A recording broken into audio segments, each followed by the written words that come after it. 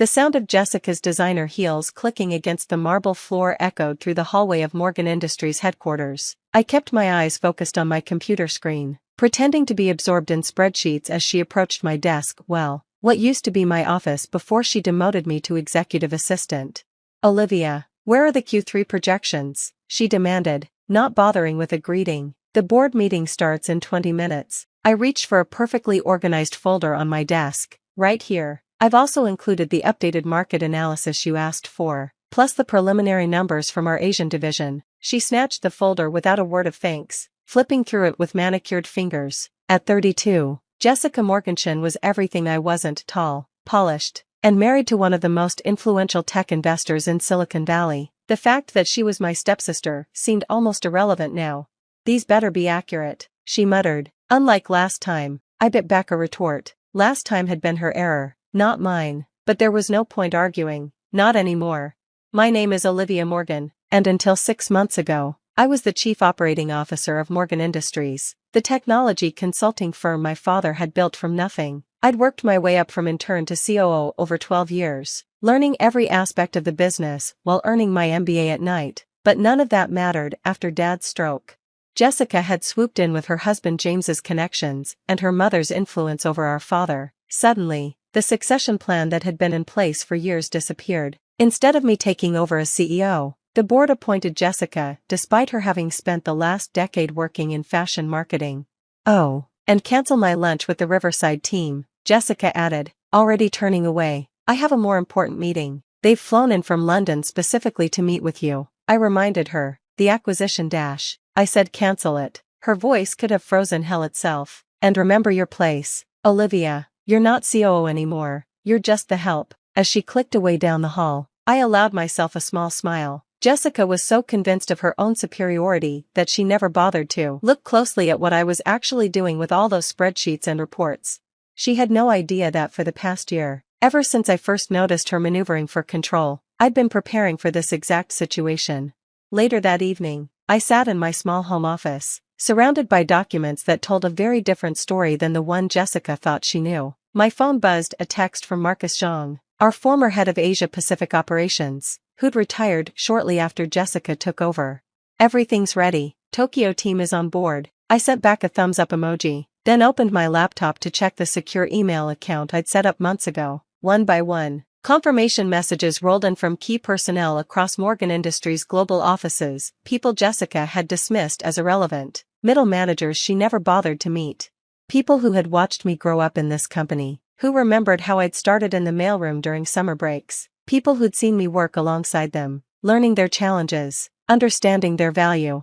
A knock at my door interrupted my thoughts. I quickly closed the laptop before calling out, "Come in." It was David Chen, Jessica's husband, James's younger brother, and ironically, one of my closest allies. "Rough day?" he asked, settling into the chair across from my desk. Unlike his brother and sister-in-law, David had earned everything he had through hard work and genuine talent. I shrugged. "The usual. Your sister-in-law continues to excel at alienating our most important clients. She canceled the Riverside meeting? How did you know?" David smiled grimly. "Because she scheduled lunch with Patterson Holdings instead. James arranged it. They're planning to push through some major restructuring." My heart skipped a beat. Patterson Holdings was known for aggressive cost-cutting and outsourcing. If they were involved.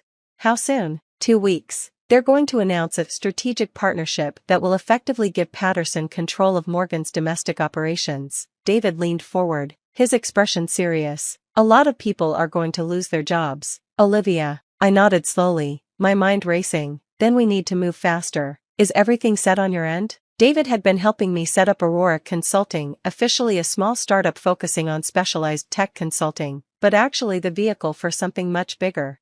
"The infrastructure is ready," he confirmed. "We can go live whenever you give the word. But are you sure about this? Once we start, we can't go back." I finished. "I know, but Jessica and James have left us no choice. They're going to destroy everything my father built, all in the name of short-term profits." I opened my laptop again, showing him the messages I'd received. "We're not the only ones who see it coming. The question is, are you really willing to go against your own brother?" David's face hardened. James stopped being my brother the moment he decided to use Morgan Industries as his personal piggy bank. "I'm with you all the way." The next morning, I arrived at work early, just like always. Jessica might have demoted me, but she still relied on me to keep things running smoothly, which meant I had access to everything: client contacts, project details, internal communications.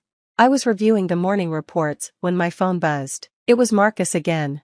Singapore office is secure, regional directors all confirmed, another piece falling into place. While Jessica had been focused on impressing the board with surface-level changes, I'd spent the past year quietly building relationships with our international teams. They'd watched in dismay as she dismantled the company culture Dad had created, replacing experience with cronies and cost-cutting measures. Now they were ready to jump ship, but not to Patterson Holdings.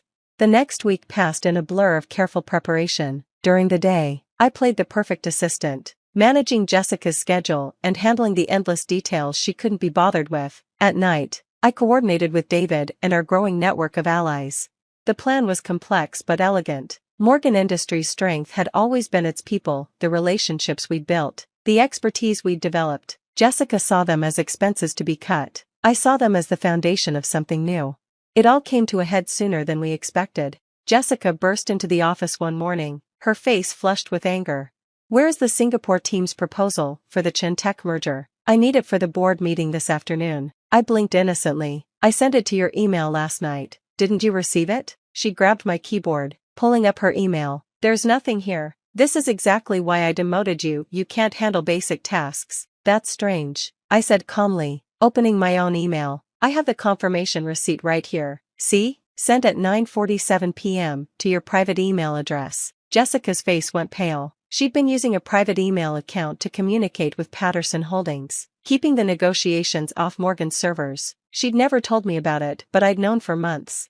"How did you?" "Oh, that reminds me," I continued, still in my helpful assistant voice. "Marcus Zhang asked me to give you a message." "Marcus? He retired months ago." I smiled. "Actually, he didn't. He's been quite busy setting up Aurora Consulting's Asia-Pacific headquarters, along with most of our senior team in Singapore, Tokyo, and Seoul." The blood drained from Jessica's face as understanding dawned. "What have you done?" "Me? I'm just the help, remember? I just handle the paperwork. Like the resignation letters from our entire international management team, which should be hitting the board's inboxes right about." Her phone buzzed, then again, and again.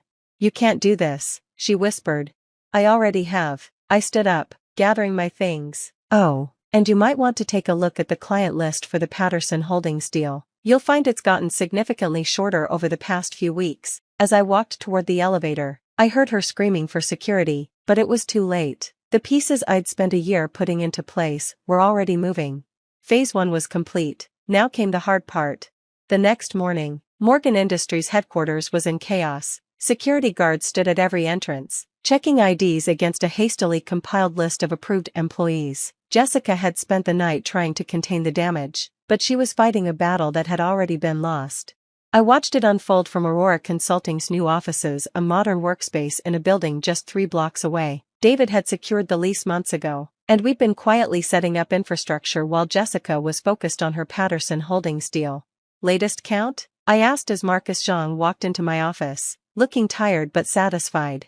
87% of our international staff have confirmed their transitions to Aurora," he reported. "The rest will probably follow once they see we're operational. But that's not the biggest news." He handed me his tablet, showing an email chain. "The Riverside team? After Jessica cancelled their meeting, they reached out to their contacts in our London office. They want to talk to us instead." I smiled, remembering Jessica's dismissal of that unimportant meeting. "Set it up. And make sure David is there. His technical expertise will be crucial." The phone on my desk buzzed. My assistant's voice came through the speaker. "Your father is here." My heart skipped a beat. I hadn't seen Dad since his stroke 6 months ago. Jessica and her mother had made sure of that, controlling his visitors and protecting him from stress.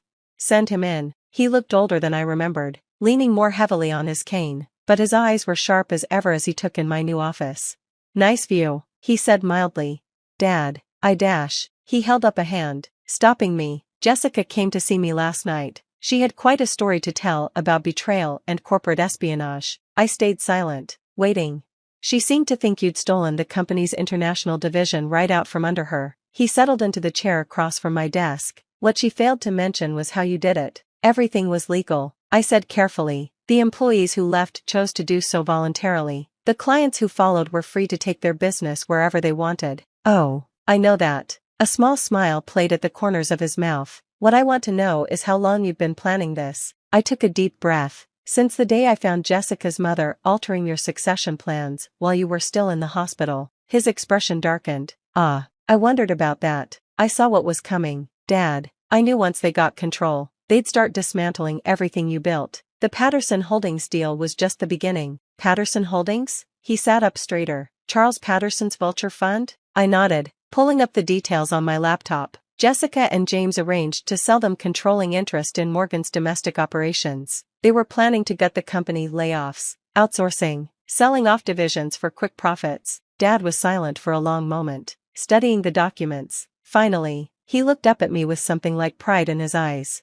So instead of fighting them directly, you built a lifeboat, preserved the most valuable parts of the company, the people, the relationships, the expertise, just moved it all somewhere new. I learned from the best, I said softly. You always told me the real value of a business isn't in its assets or contracts, it's in its people. He reached across the desk and squeezed my hand. You did good, kid. Now, tell me about this Aurora Consulting. I might know some people who'd be interested in working with a company like that. Over the next few weeks, the full impact of what we'd done became clear. Without its international teams and key technical staff, Morgan Industries couldn't deliver on many of its existing contracts. The Patterson Holdings deal fell apart when they realized how much value had evaporated overnight. Jessica was furious. Of course, she tried everything: lawsuits, smear campaigns, even attempted to freeze Dad out of the company completely. But she'd forgotten one crucial detail. Dad might have stepped down as CEO, but he still controlled a significant portion of voting shares. And he wasn't happy about the Patterson Holdings deal. The board meeting that followed was brutal. Dad walked in supported by his cane and 3 different attorneys. By the time he walked out, Jessica had been removed as CEO, and James's board seat was under review for conflict of interest. I wasn't there. I was too busy in a video conference with our new Tokyo office, working out details for a major contract, but David recorded the whole thing on his phone. You should have seen her face, he told me later, when Dad started listing all the ways she'd violated her fiduciary duties. It was beautiful. But the real satisfaction came 2 months later, when the dust had settled. Aurora Consulting had not only survived its dramatic birth, it was thriving. Our small startup had offices in 6 countries, a client list that included some of the biggest names in tech, and a corporate culture that put people first. Morgan Industries, meanwhile, was struggling to rebuild. The board appointed an interim CEO and began the long process of damage control. They even approached me about returning, offering my old position and more. I declined politely. That chapter of my life was closed. Then came the day Jessica showed up at my office. She looked different. The designer outfit was the same, but something in her bearing had changed. The arrogance was gone, replaced by something that might have been humility. You won, she said without preamble. Congratulations. I gestured for her to sit. This wasn't about winning, Jessica. It was about protecting what Dad built, the real heart of it, not just the name and the buildings. By stealing it all away? There was a hint of her old bitterness. By giving people a choice, I corrected. They chose to leave because you and James showed them exactly what you thought of them, that they were just expenses to be cut, obstacles to your grand plans. She was quiet for a moment, looking out at the view of the city. James left. You know, when the Patterson deal fell apart, he moved on to his next target. Apparently, I'm not useful to him anymore. Despite everything, I felt a twinge of sympathy. I'm sorry. No, you're not. But there was no heat in her words. You saw who he really was long before I did. Just like you saw what we were going to do to the company. So what will you do now? She turned back to me, and for the first time, I saw something real in her expression. I don't know. Everything I thought I wanted, it all turned out to be hollow. I considered her for a moment. You know, we're expanding our marketing division. Someone with your experience in fashion and luxury brands could be valuable. She stared at me. You're offering me a job? After everything? I'm offering you a chance to earn something on your own merits. No shortcuts, no political games, just honest work with a team that values real contribution. Why would you do that? I thought about Dad, about all the lessons he'd taught me about business and life. Because sometimes the best revenge isn't about destroying your enemies, it's about showing them a better way. Jessica left without accepting the offer, but I knew she'd be back. She had seen what we were building at Aurora, something based on trust, expertise, and mutual respect. Something worth being part of. A year later, Aurora Consulting had become one of the fastest-growing tech consulting firms in the industry. We maintained our core values even as we expanded, never forgetting the lessons that had led to our creation. Jessica did eventually join us, starting in a junior position and working her way up honestly for the first time in her life. She turned out to have real talent when she stopped looking for shortcuts. Dad divided his time between advisory roles at both companies, helping Morgan Industries rebuild while supporting Aurora's growth. He never said "I told you so" about Jessica and James, but the pride in his eyes when he looked at what we'd built at Aurora said everything. As for me, I kept the nameplate from my old executive assistant desk. It sits in my office at Aurora, a reminder that sometimes the best view of what's really happening comes from the place where everyone underestimates you. Because in the end, Jessica had been right about one thing: I was just the help. I had helped build something new from the ashes of her destruction. I had helped save jobs and preserve relationships that took years to build. I had helped create a company that reflected the values I believed in. And sometimes, that's the best revenge of all.